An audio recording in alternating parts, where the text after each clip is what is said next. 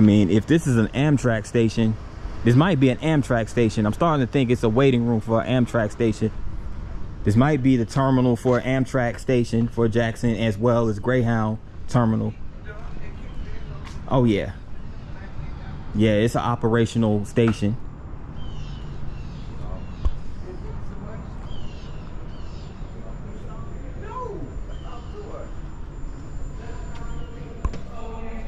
Yep.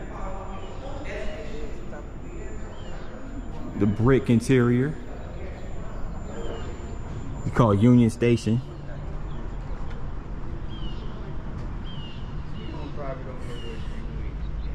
Yeah. I'm gonna take a break real quick and proceed downtown. So remember, this is the Union Station right here in Jackson, Mississippi. Stay tuned. I'm over here at the Farish Street Neighborhood Historic District. And I was actually over there in the historic district of Farish Street when I was over there at the hotel, the Edwards Hotel and Ace Record Studio. That's part of the Farish Street district, so I wanted to make mention of that. But here's like the core of Farish Street over here. Again, a lot of old crumbled up buildings, but they do tell a story for sure. Wonder what this is over here, or what it used to be. A lot of it probably might have been warehouses, or some of them might have been musical venues. But definitely during this, like during the, let's say, early 1900s till about the 1970s, Farish Street was a historically black district, and it was a hub for black-owned business right here in Jackson, Mississippi. So it does have a lot of these buildings were historical businesses.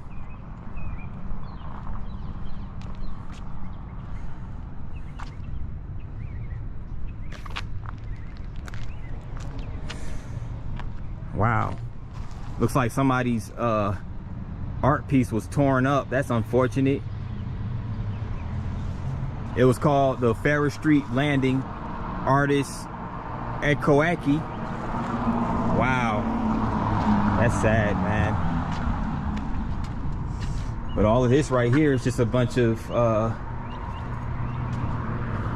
like, it looks like poems. There's a poem right here.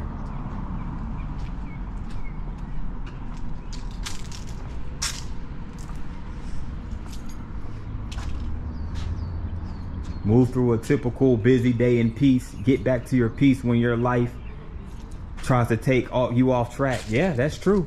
You have to stay in a peaceful state of mind. You have to.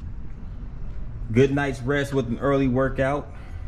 Exercising for at least 30 minutes. Yes. You have to definitely stay physically fit in order to not only be physically healthy, but mentally and spiritually healthy. This is right up my alley. All of this type of stuff right here. Meditation. Yeah.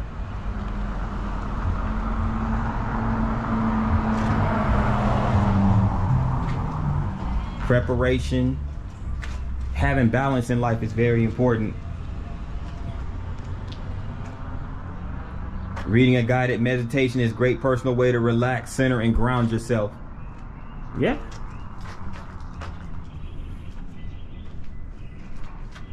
Communicate, interact well with your children.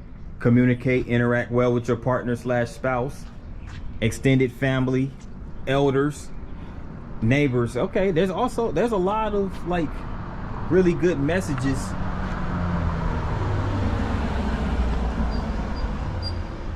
right here on Farish Street. It might not be much left of it, but at least they leave you, for those who walk down like myself and take in the history, leave you with some spiritual nuggets And there's a mural, or not mural, a marker of H.C. Spear. Henry Columbus Spear played a crucial role in the recording of dozens of blues, country, and gospel artists in the 1920s and 30s. In his position as owner of Spear Phonograph Company, founded here at 225 North Farish Street, this building right here, he located, recommended, or auditioned talent for various record labels and also supervised recording sessions in Jackson and Hattiesburg. Charlie Patton, Skip James, Tommy Johnson, Bo Carter, and the Mississippi Sheiks all recorded under Spears' auspices, part of the Mississippi Blues Commission. So yes, Farish Street was a very historic area for recording artists and business owners right here in Jackson.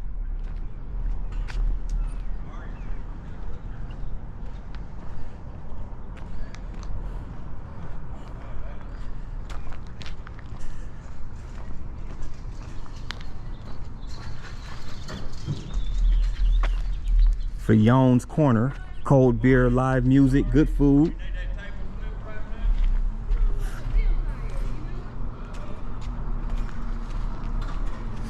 So I guess they have like a blues club right here. Okay. So at least they're open.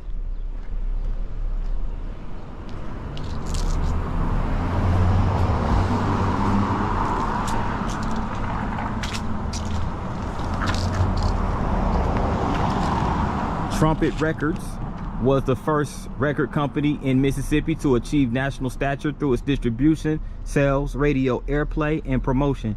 Willard and Lillian McMurray launched the label from their retail store, The Record Mart, here at 309 North Farish Street in 1850, and later converted the Black Room into a recording studio. The first releases by Mississippi blues legends Sonny Boy Williamson, Number 2, Elmore James, and Willie Love appeared on trumpet in 1951. Okay, so I take it that this might have been this building over here that's boarded up. I take it that this was the home of Trumpet Records. Matter of fact, let me go ahead and get, because I'll be missing these photo collages. Okay, Willie Love right here. St. Andrew's Gospel Aries. Jerry McCain and his Diamond Record Star panel truck. Okay. Tiny Kennedy, vocalist with the Tiny Bradshaw Orchestra, recorded for trumpet at Sam Phillips Studio. And you have Lillian McMurray in the 1940s, who wrote several songs recorded by trumpet and globe artists, including Red Hot Kisses and Don't Let Your Lips Say Yes and Your Heart Say No. And here goes Sonny Boy Williamson, Eyesight to the Blind. So I guess he was blind. So I guess was he a blind man? I'm not sure. Eyesight to the Blind was trumpet's first blues release in 1951. It was covered most famously by the British group The Who as part of the rock opera Tommy in 1969. Sonny Boy Williamson and his widow Maddie maintained close relationships with members of the McMurray family. And here comes the Willard and Lillian McMurray at the Empire Room at the Rice Hotel in Houston in 1951. So Willard and Lillian McMurray, who were furniture dealers by trade, entered the record business by chance when they acquired a stock of blues and rhythm and blues 78 RPM discs with the inventory of a hardware store they purchased at this site in 1949. They turned the building into Record Mart when they discovered they had a ready-made market for blues and gospel records on Farish Street, which was already home to much of Jackson's African-American music and commerce. The Record Mart also came to serve as headquarters for Diamond Record Company, Trumpet Records, Globe Music, and Globe Records. So the McMurrays bought the St. Andrew's Gospel Aries into a local radio station for Trumpet's first recording session. So these are all the artists, a lot, you know, Jerry McClain, Big Joe Williams, Tiny Kennedy, Luther Huff, Arthur Crudup, Clayton Love, Wally Mercer, Sherman Johnson, and gospel groups such as the Southern Sons Quartet and the Blue Jay Gospel Singers, and country singers including Lucky, Joe Almond, and Jimmy Swan. So, okay. So the McMurrays, Willard and Lillian, they established Trumpet Records by purchasing a local radio station and converting it into a recording studio. So yeah, a lot of cool history right here in Farish Street. Don't worry, we're gonna get back into downtown because there's some more stuff I want to get down there. But I just had to come over here to Farish Street.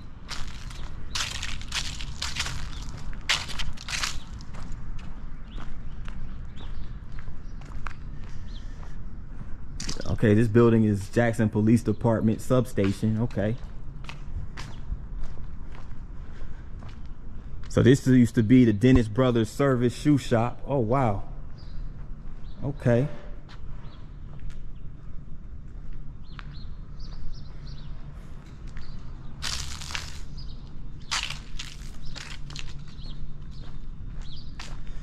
And this right here was the Alamo Theater.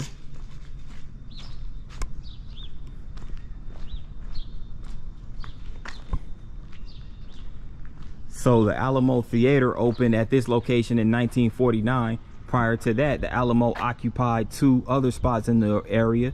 The theater showed movies, hosted music competitions, and presented blues and jazz concerts by artists such as Nat King Cole, Elmore James, Louis Jordan, and Cab Calloway during the 1940s and 50s. Gospel groups and vocal ensembles also performed. Local resident Dorothy Moore's many victories at Alamo Talent Contest ultimately led to a successful recording career. So again, another very important musical venue right here in Jackson's Farish Street district.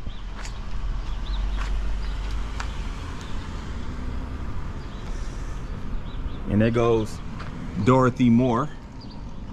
Her famous song Misty Blue, her signature song Misty Blue, was written by country songwriter Bob Montgomery. I remember Misty Blue. I've heard the original by Dorothy Moore, but I also remember Monica on her album. I forget her album. The album, I think it was The Boy Is Mine. That album, like, she recorded a rendition of Misty Blue. It was really nice. Monica did her thing on that. That's how I was actually introduced to it. I didn't know at the time when I first heard it that she did a rendition of it and Dorothy Moore was the original singer. But you right here, you had Joby Martin Show, the Jackson Advocate for Trumpet Records, Gospel and Acton's. Okay, Sam Baker, Cadillac George Harris, Jim O'Neill. So all these artists performed here at the Alamo Theater. Jimmy Mays, the Poppies, from left Patsy McClune, Dorothy Moore, and Rosemary Taylor. So Dorothy Moore was part of a trio called the Poppies. Interesting. So the Alamo closed in the 1980s and following extensive renovation, reopened under nonprofit ownership in 1997. The theater began to celebrate Farish Street's musical legacy again with occasional music programs, and in 2000, bluesman Eddie Cotton Jr. recorded his CD Live at the Alamo Theater, followed by Live Back at the Alamo Theater in 1910. Okay.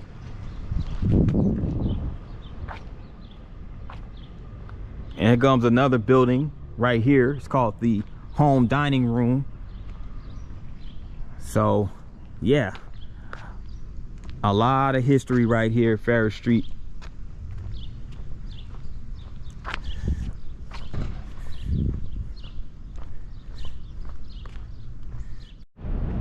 Over here on Hamilton Street, corner of Hamilton and Lamar Street. Getting ready to make my way towards the State Capitol building.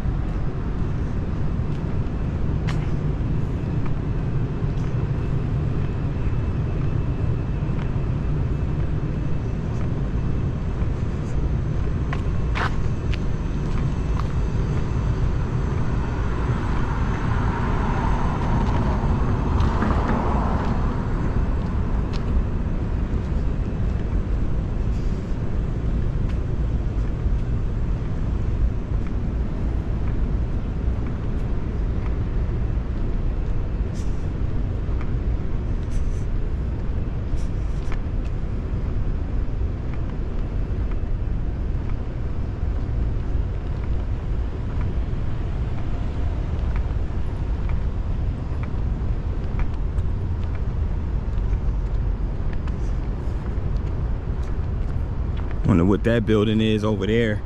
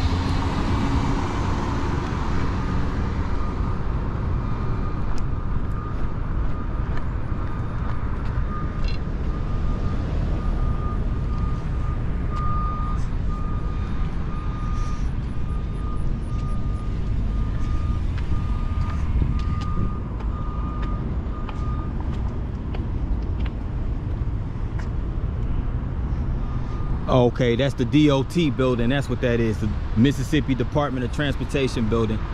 I figured it was a government building.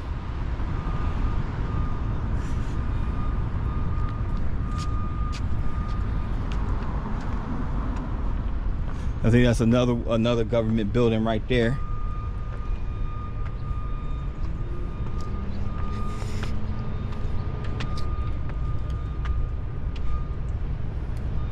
But yep, here is the present day state capital of Mississippi.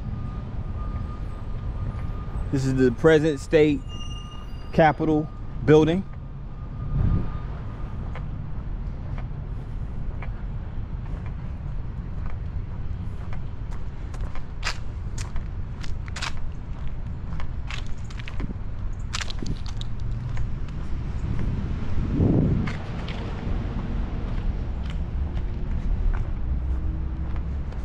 See if I can get closer up to it.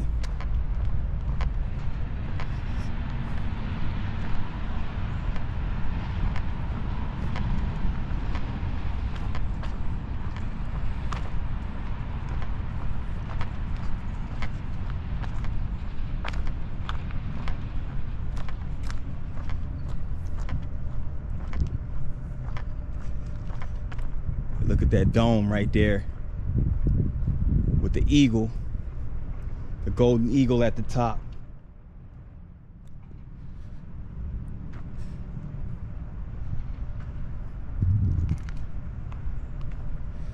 And look at this sculpture right here.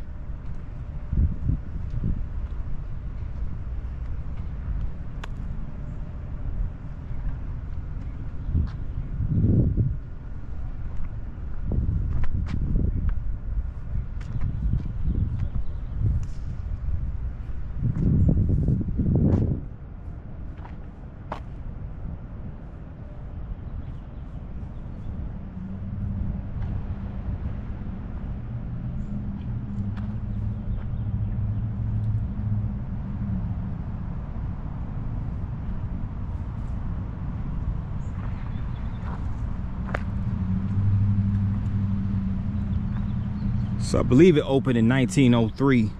Remember, we was at the old state capitol building earlier.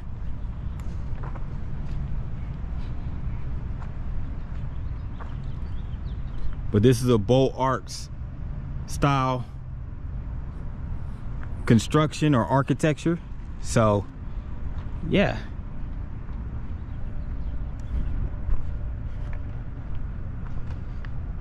Across the street over there is the Secretary of State building, Public Employees Retirement System building. So yes, back once again surrounded by government buildings, including the state capitol.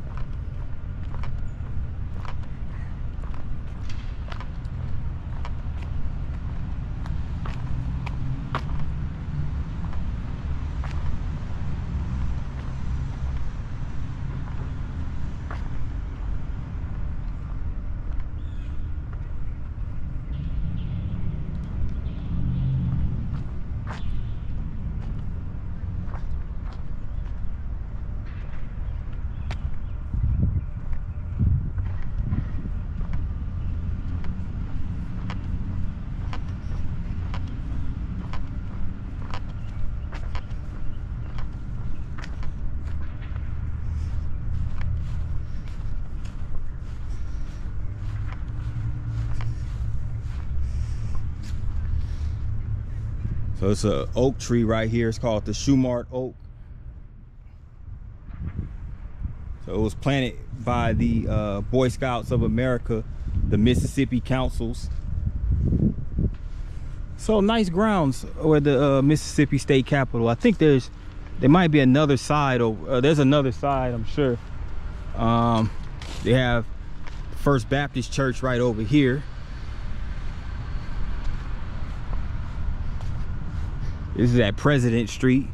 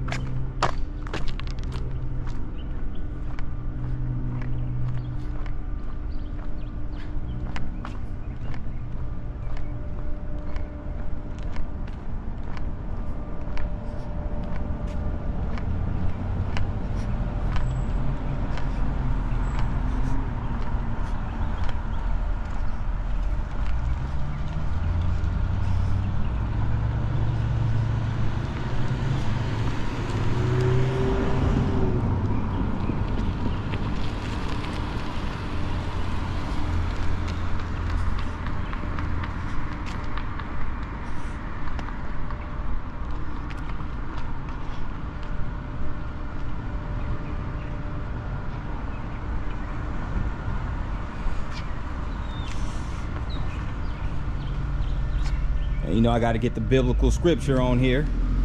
This is from 2 Chronicles chapter 7 verse 14.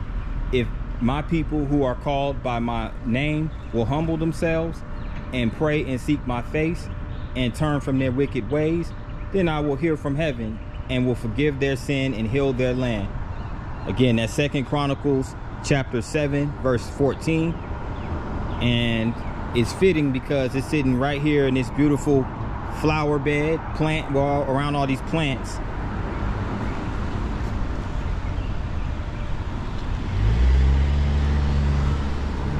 Yes, the Most High will definitely protect the land and protect the soil just as long as you call on his name. No truer words have been spoken.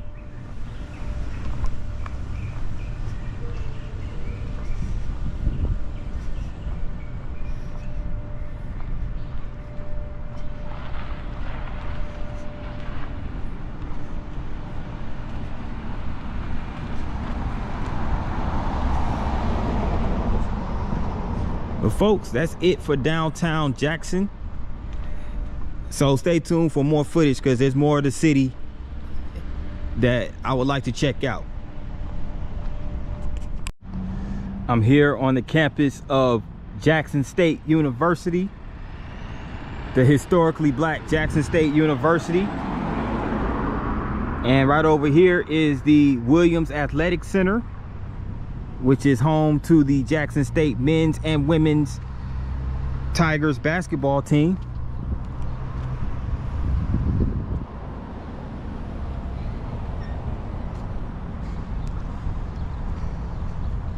Now, Jackson State University is one of the largest HBCUs in the United States and the 4th largest university in Mississippi in terms of enrollment. So Jackson State is a pretty big deal, obviously. Very historical university.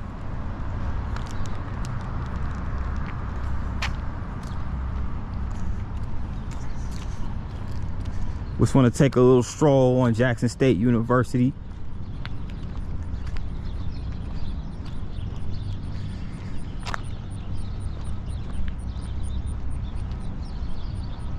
Now, JSU was founded in 1877 in Natchez, Mississippi. The seminary, it was called originally Natchez Seminary, and it developed from seminary, which is a Christian university.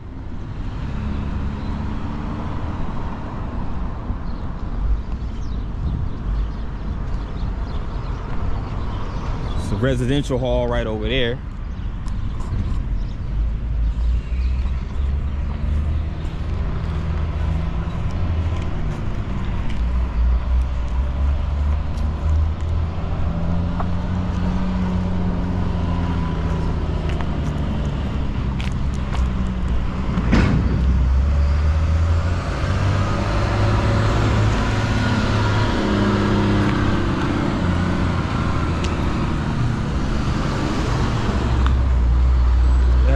Oh, they have a campus shuttle.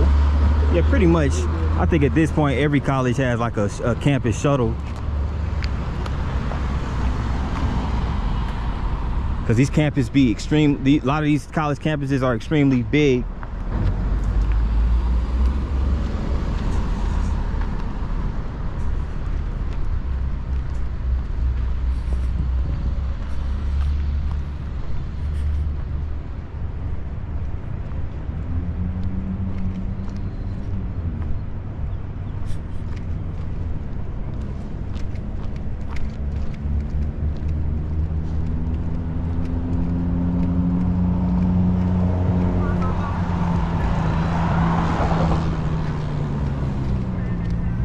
So it wasn't until 1883 when Jackson College changed its name from Jackson College after it moved from Natchez to Jackson, which is the state capital, of course. And there's another historically black university here in Jackson. It's a private liberal arts college. It's called Millsaps.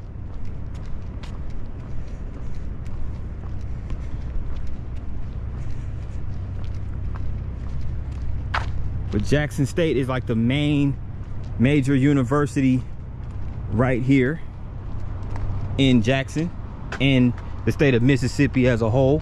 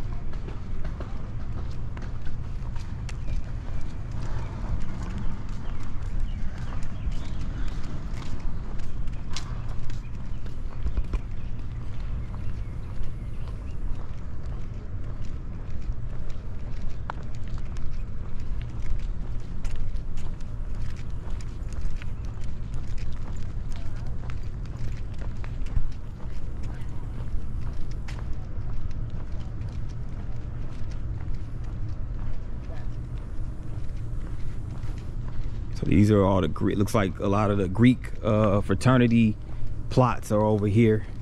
Fraternities and sorority plots. Passed by a couple of residential halls. A few residential halls, actually.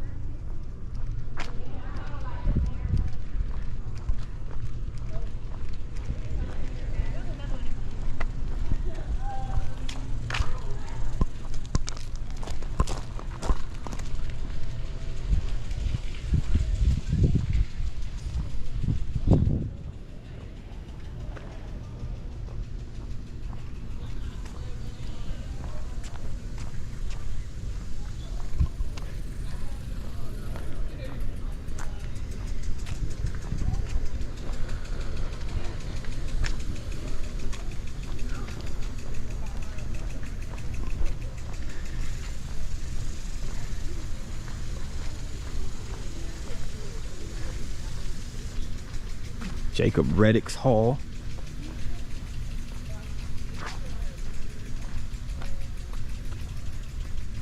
Okay.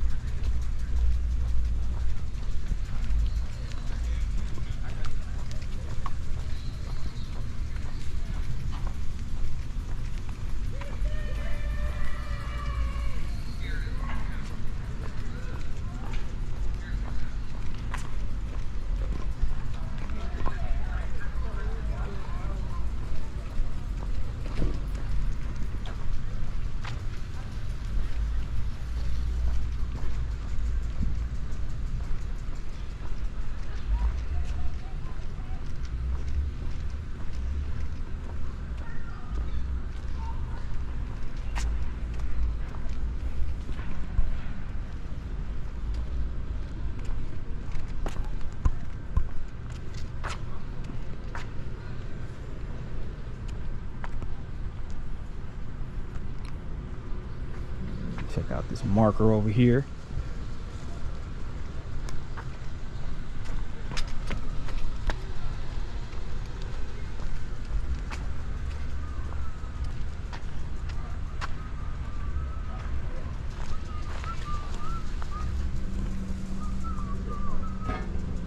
My junior year, bro, I might transfer to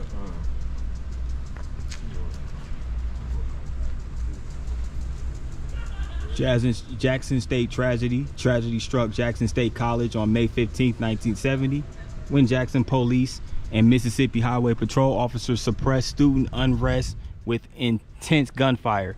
Philip Lafayette Gibbs and James Earl Green were killed and many injured when bullets riddled Alexander Hall and peppered nearby areas. Law enforcement had massed at the college to subdue students protesting harassment from whites driving through campus, police intimidation, and the recent killing of 4 students demonstrators at Kent State University by the Ohio National Guard. Wow, that's crazy. That is very sad. That's very sad. See, it's a lot more violence than we ever could imagine that took place. And look at the images right here. And unfortunately, these were the 2 seniors right here, the 2 seniors that were gunned down right here. The 2 students here at Jackson State. Of course, there were protests and mornings that took place that followed. Wow. Gibbs Green tragedy.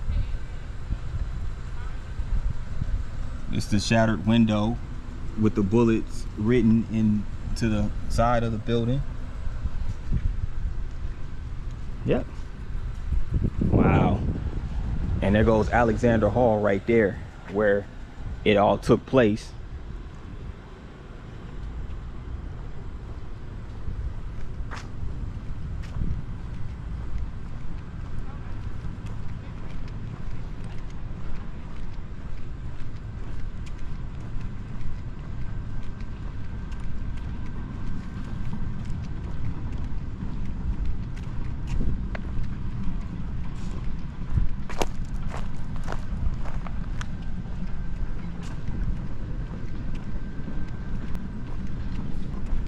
me check out this part of the campus over here.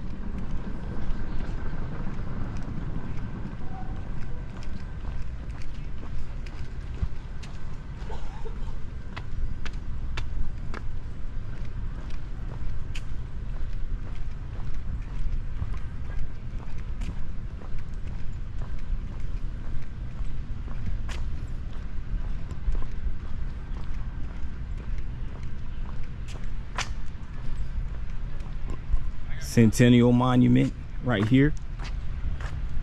Jackson State chronology of names.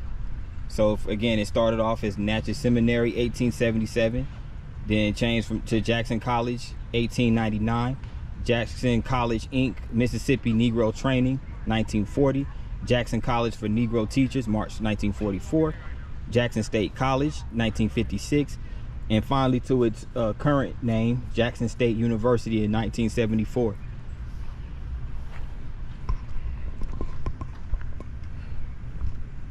And here just a list of the university presidents throughout the history of Jackson State, starting with Dr. Charles Ayer, Dr. Luther Barrett, Dr. Zachary Hubert, Dr. Baldwin Dansby, Dr. Jacob Reddix, Dr. John Peoples Jr., Dr. James Hefner, Dr. Herman B. Smith Jr., who served on an interim basis, and Dr. James E. Lyons Sr., who is the current president. So he's been president for 32 years. Interesting. I think so far he's the longest tenured president in the history of Jackson State. Shout out to Dr. Lyons.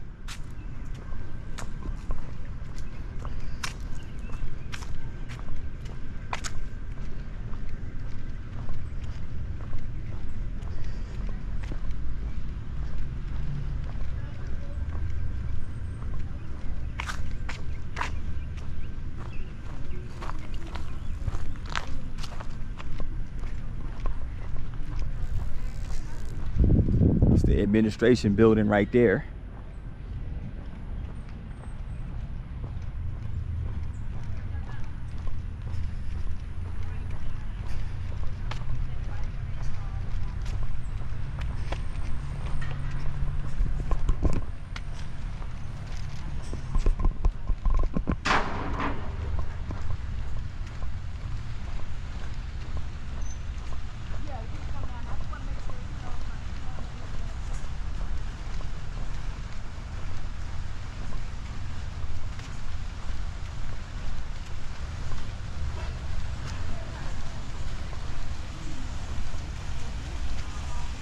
I think this is the campus library right here. Now the campus library looks like it's a recently built building. Looks relatively modern from the outside.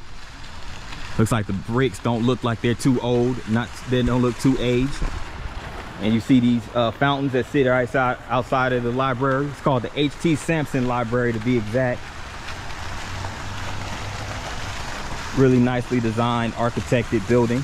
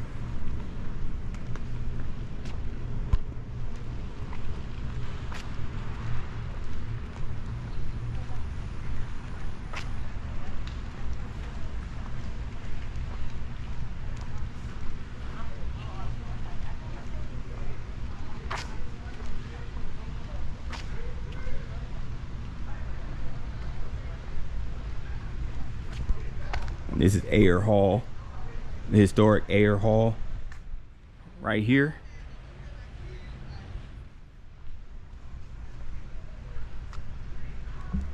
And part of the Mississippi Writers Trail. This is a marker of Margaret Walker, who was born July 7th, 1915 in Birmingham, Alabama. Margaret Abigail Walker grew up in a sophisticated black family in New Orleans. After attending Northwestern University, she joined the WPA in Depression-era Chicago, where she met some of the day's great writers. She received an MA and PhD from University of Iowa. Her seminal volume of poetry, For My People, won the 1942 Yale Prize. In 1949, Walker began a 32-year teaching career at Jackson State College. After decades of research, she published her 1966 novel, Jubilee, that ushered in a genre of modern slave narrative. At the forefront of the Black Studies and Black Arts movements, in 1968, she founded an institute at JSU to preserve and interpret Black history and culture, which was later named in her honor. Describing her life, Walker celebrated being female, black, and free, and she passed away in 1998. Now again, this sculpture is part of the Mississippi Writers Trail, and it sits right in front of Ayer Hall. Okay.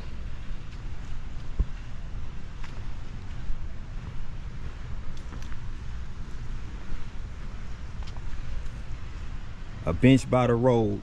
There's no place you or I can go to think about or not think about, to summon the presences of or recollect the absences of slaves. Nothing that reminds us of the ones who made the journey and those who did not make it. There is no suitable memorial or plaque or wreath or wall or park or skyscraper lobby. There's no 300-foot tower. There is no small bench by the road. And that was a poem or an excerpt of A Bench by the Road by Toni Morrison in 1989. So Toni Morrison, another famed writer, and she had a genre of neo-slave novels that included Toni Morrison's Beloved in 1987. So Toni Morrison and Margaret Walker, very important in the literary black movement and black history. So this is really nice how they commemorate the artists and the authors and people who played a huge part in black history, especially as it pertains to Jackson, Mississippi and Jackson State University.